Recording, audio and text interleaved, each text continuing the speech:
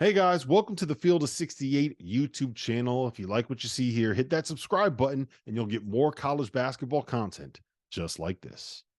Since the last time we spoke, Purdue lost at Ohio State. UConn lost at Creighton.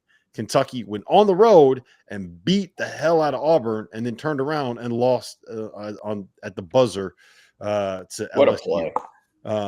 Unbelievable play. So yeah, that was a wild play and a wild finish. But I do want to ask you guys this. It does kind of feel like heading into the weekend, we had all kind of assumed like, hey, look, it's UConn and Purdue's world, right? And then UConn goes and blows out Marquette. And everyone's like, yeah, look how good UConn is. And then Purdue loses, and everyone's like, yeah, UConn's better than everybody else in college basketball this season. And then they turn around and lose by 19 at Creighton. And to me,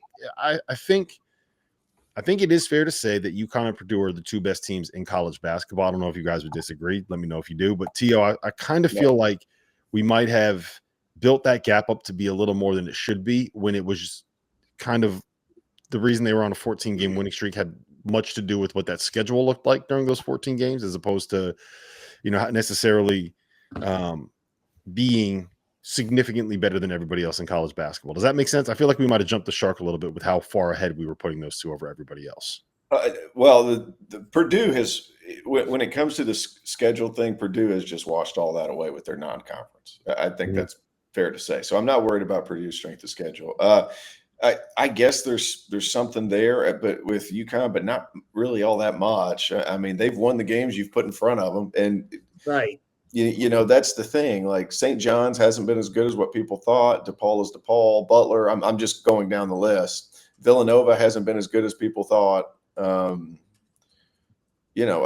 find it kind of remarkable that Providence is ranked 54th in KenPom.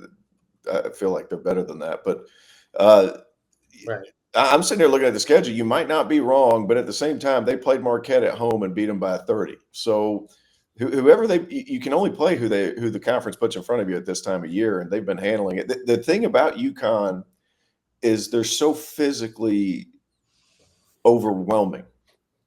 Like they're built like one of these great teams of old, like big guards everywhere, big five man that controls the rim, Eric Montross down there and Donovan Clingan, and it's like there's just so much size, there's so much athleticism, and I have a lot of respect for Dan Hurley. And to be honest with you guys, what a tweet, by the way, by Dan, the shame tweet where he's walking through the streets naked of on the Game of Thrones thing. That was fantastic. But to be honest, they can only play who's put in front of them. And, they've beaten Creighton at home by 14. And you go get thumped at that place. It's hard to win on the road. I get all that. Ran into a buzzsaw that night. Sometimes you're due to lose. Yeah. Sometimes you just, and John, one thing, and I'll throw my tongue over my shoulder and I'll shut up. But like right now is a good time to lose. Absolutely. Right now is a good time to lose. So get that train rolling again. Yeah. I mean, you're going to play 39 games, 40 games. You're going to lose a game. Yeah. And you're going to lose. They haven't lost since December 20th. They ran into a buzzsaw. They ran into a Creighton team that showed us. I learned more about Creighton than I did about UConn on Tuesday night. Creighton showed us that the preseason prognostications that we had, where they were ranked 8th in the preseason poll, people had them in their top 5 or 6 in some rankings, that those were valid, that Creighton can reach that. Why? Because Stephen Ashworth finally figured it out. He figured out how to be a Creighton point guard. He figured out what he needs to do to play with Baylor Shireman and with Trey Alexander. Some teams just it takes more time to blossom than others because of the portal and the way things can evolve. And the other thing was Arthur Kaluma had such a big role. Creighton had to recalibrate there, and they have. Now, is Jason Green going to give them that every night? We'll see. It's certainly an encouraging sign. I don't know if about every night. He hadn't hit a 3 all season. But Ryan Kalkbrenner, what Creighton can do is they can funnel your guards to the interior. And when they do that, they've got an elite rim protector who can shut that down. That was about Creighton. Connecticut is still the best team in college basketball, in my opinion. Purdue is too. I did not have Purdue ranked number 2 in my rankings this week. And I want to explain that because people were all over me on Sunday. If a team loses a game, I move them. Results matter. Us three cover the games weekly. Mhm. If you elect to not move a team, because when they lose a game, what's the point of playing the games? What's the point of playing the game? I'm going to move Connecticut out of number 1. I know that might come off harsh, but that's how it goes. They got their doors beat off. They lost to Creighton, and they got their doors blown off. They lost to Creighton, and they struggled. They struggled on Tuesday night, but they're still they. Just because I don't have them ranked number 1 doesn't mean that I don't believe that they're still the best team in the country. There's a difference as well between what the selection committee has in their top 16 versus what us three would do in terms of rankings teams today. Yeah, I probably will still have UConn 1 and Purdue 2, depending on, Purdue gets Rutgers tonight. UConn has Villanova on Saturday, and good luck, Kyle Neptune. You're walking into an absolute buzzsaw. Game day and an 8 p.m. tip-off in Gamble Pavilion after Dan Hurley posted the shame video the other day. Woo! I don't know if I want to be playing on Tio, your Hornets might not have a chance walking into that building on on Saturday night. Hey, 3-0 or 3-0 in our last 3, baby. I don't want to hear it. Hey, let me tell you something. That's an everybody thinks game. All right. Everybody, thank you, Randy. Everybody and their mother is going to have UConn steamrolling Villanova. Everybody. Mm-hmm.